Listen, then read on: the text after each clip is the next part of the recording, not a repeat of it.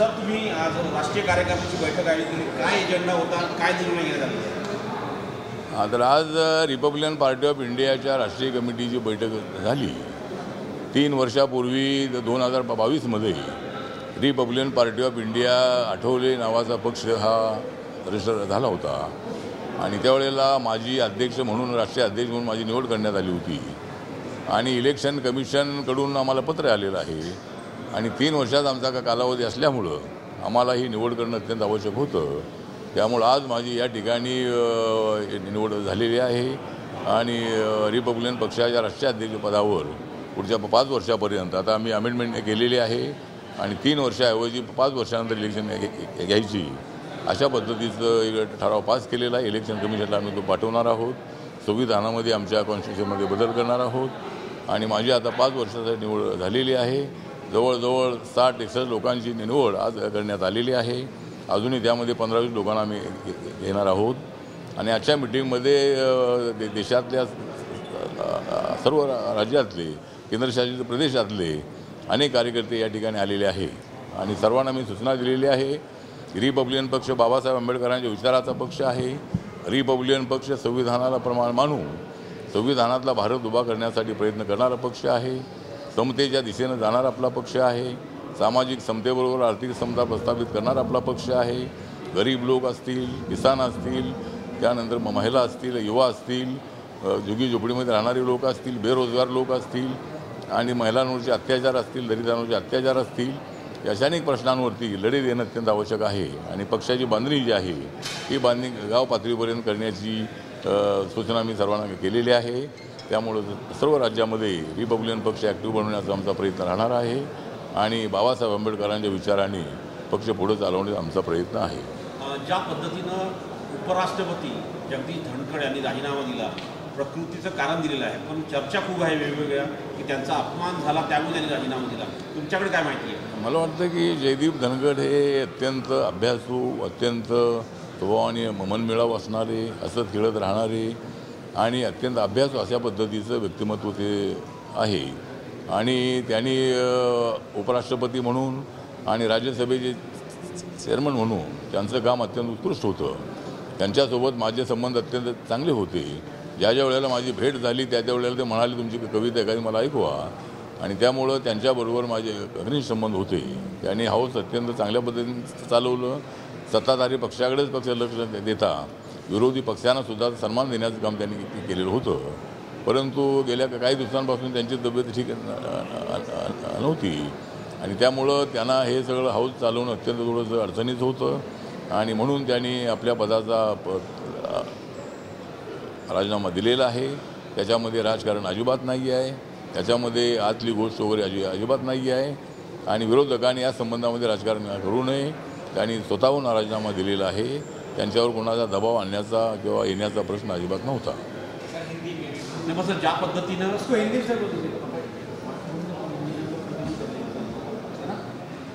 Sir ज्या पद्धतीनं माणिकराव कोकाटे यांनी ज्या पद्धतीने शेतकऱ्यांचा अपमान केला आहे का ते विधानसभेमध्ये रमी खेळताना बघितलं आहे. आज त्यांची पत्रकार परिषद झाली, त्यांनी म्हटलं की महाराष्ट्र हे भिकारी राज्य आहे. त्यावर तुमची काय प्रतिक्रिया आहे?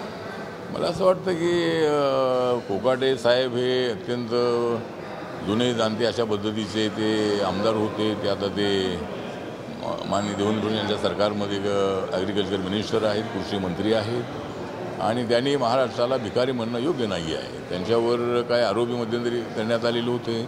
माननीय देवेंद्र फडणवीस यांनी त्याबद्दल नाराजी व्यक्त केलेली आहे. त्यामुळं मला असं वाटतं की महाराष्ट्राला भिकारी म्हणणं काही योग्य नाही आहे. महाराष्ट्र भिकारी नाही आहे, महाराष्ट्र शिकारी आहे, शिकार करणारा महाराष्ट्र आहे. त्यामुळे तो भिकारी अजिबात नाही आणि महाराष्ट्राचा अपमान होणं हे योग्य नाही. सर ज्या पद्धतीनं आज सर्व विरोधी पक्षांनी बिहारमध्ये जी मतमोजणीची पुनर्परीक्षण सुरू आहे त्या मुद्द्यावरती मोठं आंदोलन केलं. त्यांनी दावा केला आहे की केंद्रीय निवडणूक आयोग हे विरोधी पक्षांना दाबण्याकरता अशा प्रकारच्या मोहीम राबवतो. मला वाटतं की विरोधी पक्षाला दाबण्याचा विषय नाही आहे. सत्ताधारी पक्षालाही दाबण्याचा प्रयत्न होऊ शकतो. पण इलेक्शन कमिशननी सांगितलेलं आहे की जो आपलं आधार कार्ड आहे, पॅन कार्ड आहे, रेशनिंग कार्ड आहे, इलेक्ट्रिसिटीची पावती आहे, त्याचबरोबर आता जन्माचा दाखला जो आहे जन्माचा दाखला द्यावा आणि त्यानंतरच त्यांचं नाव या वोटिंग लिस्टमध्ये येईल, अशा पद्धतीने त्यांनी अट टाकलेली आहे. आणि ती अट फक्त काय विरोधकांच्या मतदारांसाठीच असं नाही आहे, आम्हाला जे मतदान करणार आहे ते त्यांच्यासाठी सुद्धा ही अट आहे. त्यामुळं त्यांचं आम्हाला नुकसान होऊ शकतं आहे. त्यामुळं फक्त सर्वांनी जन्मदाखला जो आहे तो जन्मदाखला द्यावा. इलेक्शन अजून आनंद झालेली नाही आहे आणि त्यामुळं सर्वांना वोटिंग लिस्टमध्ये आपलं नाव टाकण्याचा अधिकार आहे आणि त्यांनी आपापलं जे जन्मतारखेचा दाखला आहे तो त्यांनी ते द्यावा. आणि त्यामध्ये विरोधकांना दाबण्याचा विषय अजिबात नाही आहे. त्यामध्ये आमचंही नुकसान आहे, म्हणजे आम्हालाही मतं देणारे लोक आहेत ते त्यांनाही त्या दाखला द्यायचा आहे. असा इलेक्शन कमिशनने सांगितलं नाही की जे अपोजिशन लोक आहेत ते त्यांचाच फक्त दाखला घ्या आणि सत्ताधाऱ्यांचा घेऊ नका, असं त्यांनी अजिबात सांगितलेलं नाही. त्यामुळे या आरोपामध्ये बिलकुल तथ्य नाही. आणि त्यांनी जे जे बिहारमध्ये जे जन्मलेले आहेत अशाच लोकांना वोटिंगचा अधिकार आहे असं त्यांचं जे म्हणणं आहे. त्याप्रमाणे मला वाटतं की तो इलेक्शन कमिशनचा इंडिपेंडंट निर्णय आहे, त्याचा सरकारशी काही संबंध अजिबात नाही. आणि इलेक्शन कमिशनला अशा पद्धतीनं तो दोषी ठरवणं योग्य नाही. आणि म्हणून सर्वांना विरोधकांनी आंदोलन करण्यापेक्षा आपल्या मतदारांना जन्माचा दाखला द्या आणि आपलं नाव नोंदवा, हे त्यांना सांगण्याचा जबाबदारी त्यांची आहे. आंदोलन करण्याचं काम त्यांनी करू नये. महाराष्ट्रामध्ये ज्या पद्धतीनं विधानसभेच्या निवडणुकीमध्ये रणनीती खेळल्या गेली आणि विरोधी पक्षांना पराभूत केलं, तीच रणनीती बिहारमध्ये केल्या जात आहे असा दावा विरोधी पक्षांचा आहे. आणि आम्हाला पराभूत करण्यासाठी या प्रकारचं केंद्रीय निवडणूक आयोग सरकारच्या आदेशानुसार कार्यरत आहे असा आरोप करत आहे. सरकारच्या आदेशाचा विषय नाही आहे. सरकारचा आदेश मानण्याचं कुठंही अजिबात संविधानामध्ये अजिबात तसं नाही. हे इलेक्शन कमिशन जे आहे ते स्वतंत्र बॉडी आहे. आणि महाराष्ट्रामध्ये जे झालं, महाराष्ट्रामध्ये काय झालेलं आहे, महाराष्ट्रामध्ये आम्ही मतदारांची नोंदणी केली, डेट संपण्याच्या अगोदर आम्ही नोंदणी केली आणि आम्हाला लोकांनी मतदान केलेलं आहे. त्यामध्ये महाराष्ट्रामध्ये काय झालेलं आहे, महाराष्ट्रामध्ये जर आम्ही मतदान वाढवलं आमचं आणि आम्ही लोकांना सांगितलं की तुम्ही आपलं नाव लिस्टमध्ये टाका, विरोधक गहाळ राहिले, त्यांना लोकसभेची हवा त्यांच्या डोक्यामध्ये होती आणि त्यामुळं ते हरलेले आहेत. त्यामुळे एवढ्या मोठ्या प्रमाणात हरलेले आहेत की फक्त त्या अशा पद्धतीचे काहीतरी कुसपट काढून आम्हाला दोषी ठेवण्याचा त्यांचा प्रयत्न अत्यंत चुकीचा आहे. आणि मतं वाढवण्याचा प्रत्येकाला अधिकार आहे. ज्यांचं नाव यादीमध्ये नाही त्यांना मतदान नोंदणीचा पूर्णपणे अधिकार आहे. आणि आमच्या बाजूने आम्ही अनेक लोकांची मतं नोंदवली म्हणून आम्हाला मतं जास्त मिळालेली आहेत. त्यामुळं असा दोष देण्यामध्ये बिलकुल अर्थ नाही. सर, जिस तरह से वाइस प्रेसिडेंट ने इस्तीफा दिया और जिस तरह से वाइस प्रेसिडेंट ने वीपी ने इस्तीफा दिया और इस्तीफा देने के बाद में जिस तरह से अपोजिशन पार्टी आरोप लगा रही है कि उनको फंसाया जा रहा है, उनको गलत तरीके से इस्तीफा देने को लगाया, आपकी क्या जानकारी है? मुझे लगता है कि जिस तरह जगदीप धनखड़ साहब हमारे उपराष्ट्रपति हैं, राष्ट्रपति थे और राज्यसभा के चेयरमैन के नाते उन्होंने बहुत अच्छा काम किया था, बहुत ही स्टडीड आदमी थे, कानून की जानकारी उनको बहुत अच्छी थी और उन्होंने बहुत बड़ा जीवन में संघर्ष किया है. और उन्होंने जो उपराष्ट्रपति के नाते पूरे देश भर में जाकर अपनी भूमिका, संविधान की भूमिका, बाबा साहब अम्बेडकर ने जो समानता की भूमिका रखी है उसको देश भर में उसका प्रचार उन्होंने करने का प्रयत्न किया था. और जो हमारा राज्यसभा है, राज्यसभा के चेयरमैन के नाते उन्होंने हाउस बहुत अच्छा से चलाया था. उनके साथ मेरे संबंध बहुत गहरे संबंध थे. मैं पार्लियामेंट में, राज्यसभा में कविता करते करते मेरा भाषण होता है, तो जब भी वो मुझे मिलते थे तब या अगर मुझे बोलने का मौका देते थे तो क्या आपकी कविता, ऐसा मुझे बोलते थे. ऐसा मैं जब उनको मिलता था तब भी वो बोलते थे कि क्या कविता आपकी, क्या कविता है. तो उनके साथ मेरे बहुत अच्छे संबंध थे.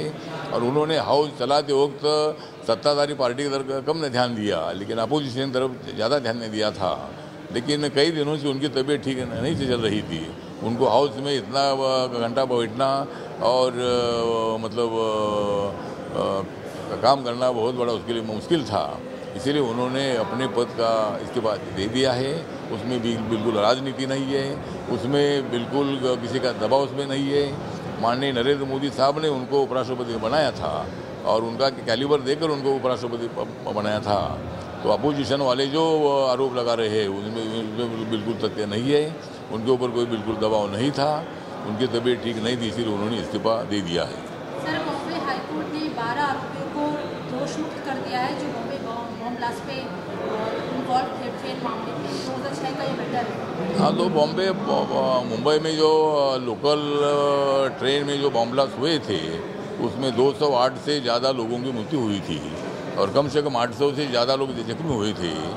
तो उसमें कुछ लोगों को पहले उनको फांसी की सज़ा में मिल गई है, लेकिन बाकी जो 11-12 आरोपी जो बचे थे उनके बारे में मुंबई हाईकोर्ट ने बोला है कि उनको रिहा किया है। उससे लोगों में काफ़ी नाराज़गी है। जो लोग उसमें मर गए थे उनके लोगों में बहुत बड़ा रोष भी है। और माननीय देवेंद्र फडणवीस जी जो महाराष्ट्र के मुख्यमंत्री है उन्होंने बताया है कि भाई ये जजमेंट ऐसा आया है, ये हमको भी ठीक नहीं लगा है, इसीलिए हम सुप्रीम कोर्ट जा रहे हैं और महाराष्ट्र गवर्नमेंट बहुत जल्द ही सुप्रीम कोर्ट जाएगा और उनको फांसी की सज़ा मिलने के लिए जरूर महाराष्ट्र सरकार की तरफ से प्रयत्न किया जाएगा। सर, अभी आज राज्याचे मुख्यमंत्री देवेंद्र फडणवीसांचा वाढदिवस आहे। अजित पवारांचा हिंदी होते मध्ये सर, उपराष्ट्रपति जगदीप धनखड़ के इस्तीफे पे कांग्रेस की तरफ से भी कई सारे हमले किए जा रहे हैं। यहाँ तक कहा जा रहा है कि उपराष्ट्रपति ने आज बिजनेस एडवाइजरी की कमेटी की बैठक भी बुलाई थी, लेकिन अचानक रात में ही उन्होंने इस्तीफा दे दिया। तो बहुत कुछ ऐसी चीज़ें हैं जो पर्दे के पीछे चल रही हैं और दोपहर 1 बजे से लेकर शाम के 4:30 बजे तक कुछ हुआ था। नहीं, पर्दे के पीछे हम काम नहीं करते, हमारा काम पर्दे के आगे होता है। नरेंद्र मोदी जी पर्दे के पीछे वाले आदमी नहीं है, पर्दे के आगे रहते हैं और इसीलिए अपोजिशन वालों को तो टीका टिप्पणी, सवाल खड़ा करना और बवाल करना ये उनकी आदत है। इसीलिए वो कुछ भी बोलते हो उसमें कुछ दम नहीं है और हम भी कुछ कम नहीं है। तो इसीलिए मुझे लगता है कि अपोजिशन ने जो भी आरोप लगाया है कि भाई वो मीटिंग के पहले रिजाइन किया है, लेकिन उनकी तबीयत ही ठीक नहीं थी और इसीलिए उन्होंने अपना इस्तीफा दे दिया है। एक आखिरी सवाल है सर, इसी के ऊपर एक आखिरी सवाल है मेरा कि ये कहा जा रहा है कि जुडिशरी से संबंधित उनका टकराव था और वो आने वाले दिनों में जुडिशरी से रिलेटेड कुछ महत्वपूर्ण अनाउंसमेंट करने जा रहे थे। क्या ये भी एक वजह हो सकती है? मुझे लगता है कि ऐसा कुछ लगता नहीं। जुडिशरी के बारे में तो सबको आदर है। जुडिशरी एक अपना बहुत बड़ा लोकतंत्र का स्तंभ है और जुडिशरी जो है, जुडिशरी को पूरा अधिकार अपने संविधान ने दे दिया है। इसीलिए मुझे लगता है कि ऐसा कुछ मुझे लगता नहीं है। सर, अभी बिहार के चुनाव आने वाले हैं, तो आपके एनडीए के साथ मिलकर चुनाव लड़ेंगे और कितने कैंडिडेट खड़े करेंगे सर? हाँ, बिहार में तो मेरी पार्टी काम करती है, कई जिलों में मेरी पार्टी काम करती है, लेकिन मेरी पार्टी इतनी स्ट्रांग नहीं है कि वहाँ चुनाव लड़े और इसीलिए मेरे पार्टी के स्टेट कमेटी ने के साथ मेरी बातचीत हुई और उसमें मैंने सुझाव ये दिया है कि भाई यहाँ चुनाव लड़ना ठीक नहीं है, या एनडीए का सपोर्ट करने की आवश्यकता है और इसीलिए बीजेपी, जेडीयू और बाकी जो पार्टियां हैं उनके साथ हम रहेंगे और हम एक भी सीट वहाँ नहीं लड़ेंगे। वहाँ नीतीश कुमार जी को मुख्यमंत्री बनाने के लिए और एनडीए की सरकार लाने के लिए मैं बिहार में जाऊँगा और लेकिन मेरे पार्टी की तरफ से मैं एक भी कैंडिडेट खड़ा नहीं करने वाला हूँ। सर, एसआईआर बिहार में एसआईआर की जो प्रक्रिया चल रही है उसको लेकर आज बगतद्वार में राहुल गांधी, अखिलेश यादव ने प्रोटेस्ट भी किया था। उनका कहना है कि एसआईआर जो बिहार में हो रहा है वो डेमोक्रेसी की हत्या है। मुझे लगता है कि डेमोक्रेसी की हत्या नहीं, डेमोक्रेसी को जिंदा रखने का ही काम है। मतलब डेमोक्रेसी का कभी कोई हत्या नहीं हो सकती है। डेमोक्रेसी बरकरार रहेगी, देश का संविधान कोई बदल नहीं सकते, वो संविधान भी रहेगा। तो राहुल गांधी जी तो मतलब इसी तरह की उल्टी सीधी बातें करते रहते हैं। उन्होंने मतलब लोकतंत्र की हत्या ऐसा उन्होंने बोला, ये बात ठीक नहीं है। और जो अपना जो बर्थ सर्टिफिकेट है, जन्म का दाखला है, वो देने में क्या दिक्कत है? मतलब हमारे वोटर के लिए भी अट है। ऐसा नहीं है कि भाई सत्ताधारी पार्टी के लोगों का जन्म का दाखला मत लीजिए और कांग्रेस और आरजेडी का ले लो, इसी तरह का कोई ऐसा विषय नहीं है।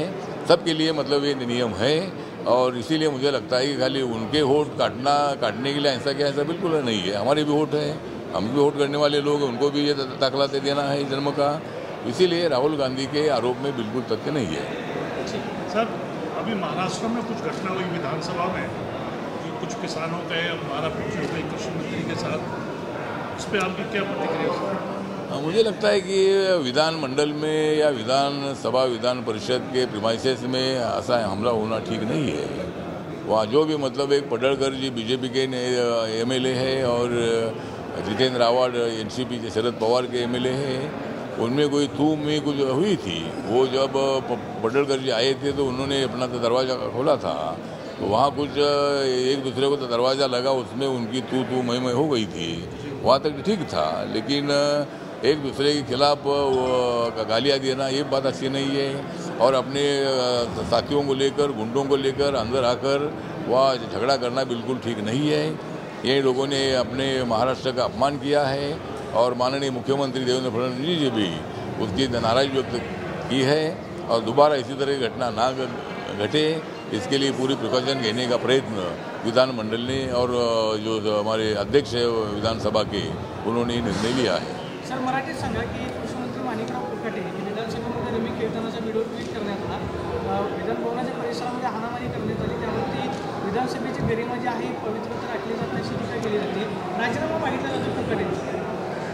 मला वाटतं माणिकराव कोकाटे हे एक जबाबदार असे नेते आहेत, अनेक वर्षे ते आमदार राहिलेले आहेत आणि माननीय अजितदादा पवार यांच्या राष्ट्रवादी काँग्रेसमधून ते ॲग्रिकल्चर मिनिस्टर आहेत, तो कृषी मंत्री आहेत, त्यामुळं ते रमी खेळत होते अशा पद्धतीचा काही आरोप त्यांच्यावरती आहे।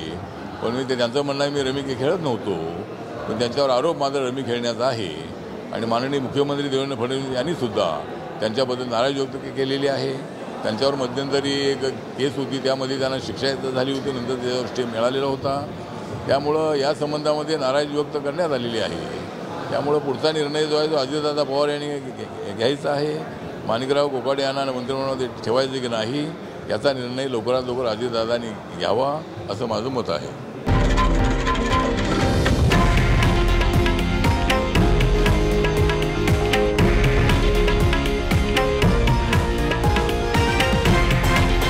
हे आहे देशातील नंबर 1 न्यूज नेटवर्क आणि आपण पाहत आहात TV9 मराठी, एकमेव।